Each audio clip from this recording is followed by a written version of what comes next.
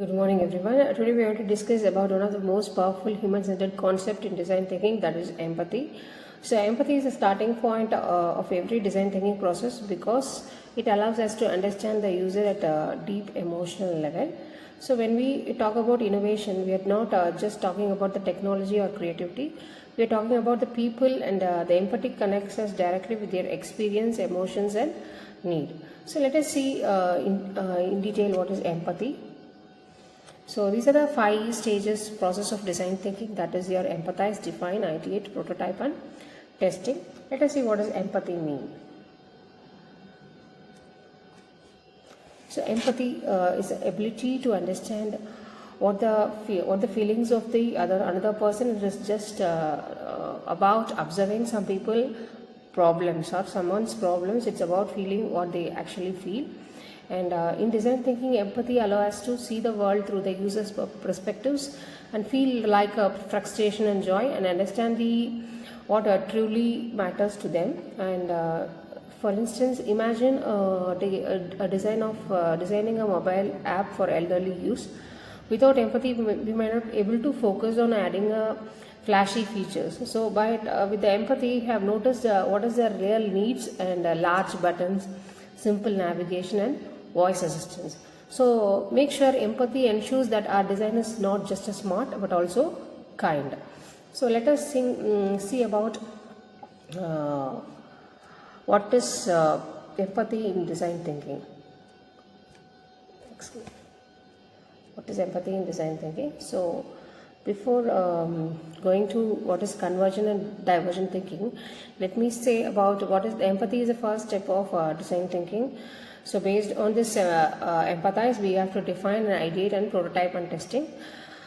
Before defining a problem or generating a solution, we must deeply understand who we are designing for.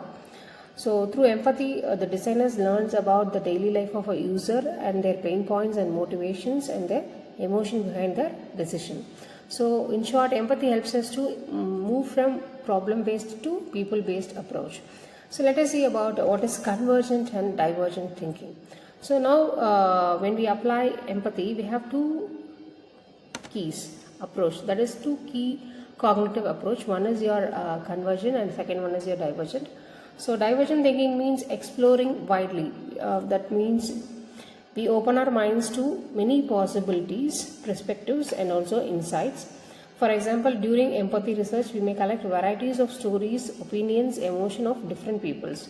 So convergent thinking means narrowing down. That means narrowing down to the most meaningful patterns or themes. So after collecting the data, we analyze and interpret it to find a core needs that truly matters. So both are essential. So the divergent thinking gives us a breadth, while convergent thinking gives us a focus. So together they helps us to empathize effectively and draws insight that leads to human-centered solution. So here the ability to understand and share the feeling of other, that is said to be your empathy.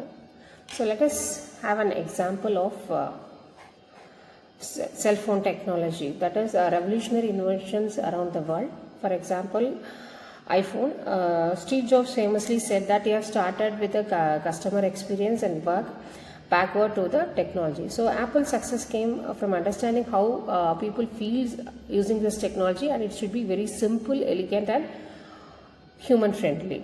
And if you take an example of designing a wheelchair, earlier design focused on purely on function, but empathetic designer listened to the user and realized what actually they need, and they wanted mobility, dignity and independence, not just a chair with a wheel. So that realization led to be lighter and more stylish and comfortable wheelchair. So empathy turns the product from a useful to a meaningful one. So it also transfers innovation into something that truly improves the lives. Next, let us see about the empathy chart environment. So one of the popular tool to empathize is empathy map. It also helps us to document what user actually needs, what they say, thinks and does and feel.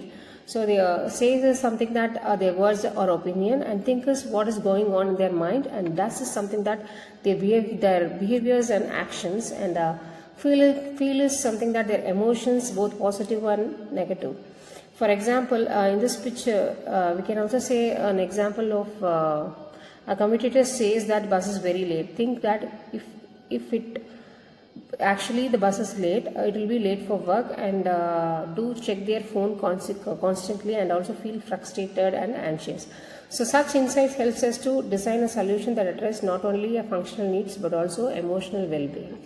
So with the help of empathy chart, you can easily visualize what is the problem and how can you focus on finding the solution. What is the user needs, what are the pain points, and frustration and solution. So I hope you enjoyed this session, and you learned about what empathy is the heart of design thinking. It also enables us to connect with their emotions and understand their experience deeply. By practicing empathy through observation, interview, and mapping, we design solutions that are human-centered and truly impactful. Remember one thing, that a great designers does not solve the problems, they feel them first, and that's it, the spirit of empathy. And thank you everyone. Let us continue to design with compassion and creativity. Thank you.